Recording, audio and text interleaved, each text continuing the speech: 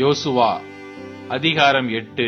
அப்பொழுது கர்த்தர் யோசுவாவை நோக்கி, உன் கையில் இருக்கிற ஈட்டியை ஆயீக்கு நேராக நீட்டு, அதை உன் கையில் ஒப்புக் கொடுப்பேன் என்றார். அப்படியே யோசுவா தன் கையில் இருந்த ஈட்டியை பட்டணத்துக்கு நேராக நீட்டினான். அவன் தன் கையை நீட்டினவுடனே பதிவிருந்தவர்கள் தீவிரமாய் தாங்கள் இருந்த இடத்திலிருந்து எழும்பி ஓடி பட்டணத்துக்கு வந்து அதை பிடித்து தீவிரத்தோடு பட்டணத்தை தீக்கொளுத்தினார்கள். ஆயியின் மனுஷர் பின்னிட்டு பார்த்தபோது இதோ பட்டணத்தின் புகை ஆகாசத்தில் எழும்புகிறதை கண்டார்கள். அப்பொழுது அங்கும் இங்கும் ஓடி போகிறதற்கு அவர்களுக்கு இடம் இல்லாமற் போயிற்று. வனாந்தரத்திற்கு ஓடின ஜனங்கள் தங்களை தொடர்ந்தவர்கள் முகமாய் திரும்பினார்கள். பதிவிருந்தவர்கள் பட்டணத்தை பிடித்ததையும் பட்டணத்தின் புகை எழும்புகிறதையும் யோசுவாவும் இஸ்ரவேலரும் பார்த்தபோது திரும்பிக் கொண்டு ஆயியின் மனுஷரை முறியடித்தார்கள். பட்டணத்தில் இருந்தவர்களும் அவர்களுக்கு எதிர்ப்பட்டதினால் சிலர் இப்புறத்திலும் சிலர் அப்புறத்திலும் இருந்த இஸ்ரவேலின் நடுவே அகப்பட்டுக் கொண்டார்கள்.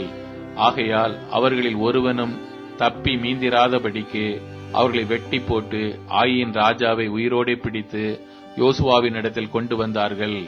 இஸ்ரவேலர் வனாந்தர வெளியிலே தங்களை துரத்தின ஆயின் குடிகளை எல்லாம் வெட்டி தீர்ந்த போதும் அவர்கள் அனைவரும் நாசமாக மட்டும் பட்டய கருக்கினால் விழுந்து இறந்த போதும் இஸ்ரவேலர் எல்லாரும் ஆயிக்கு திரும்பி அதை பட்டய கருக்கினால் சங்கரித்தார்கள். அந்நாளிலே ஆணும் பெண்ணுமாக ஆயின் மனுஷர் எல்லாரும் 12,000 பேர் விழுந்தார்கள். ஆயின் குடிகளை எல்லாம் சங்கரித்து தீரு மட்டும் யோசுவா ஈட்டியை நீட்டிக் கொண்டிருந்த தன் கையை மடக்கவில்லை. கர்த்தர் யோசுவாவுக்கு கட்டளையிட்ட வார்த்தையின்படி மிருக ஜீவனையும் அந்த பட்டணத்தின் கொள்ளையை மாத்திரம் இஸ்ரவேலர் எடுத்துக் கொண்டார்கள். யோசுவா ஆயியை சுட்டெரித்து அதை இந்நாள் வரைக்கும் இருக்கிறபடி என்றென்றைக்கும் பாழாய் கிடக்கும் மண்மேடாக்கி ஆயியின் ராஜாவை ஒரு மரத்திலே தூக்கி போடுவித்து சாயங்காலம் மட்டும் அதிலே தொங்கவிட்டான். சூரியன் அஸ்தமித்த பின்பு யோசுவா அவன் உடலை மரத்தை விட்டு இறக்கச் சொன்னான். அதை பட்டண வாசலில் போட்டு இந்நாள் வரைக்கும் இருக்கிற பெரிய கற்குவியலை அதன் மேல் குவித்தார்கள்.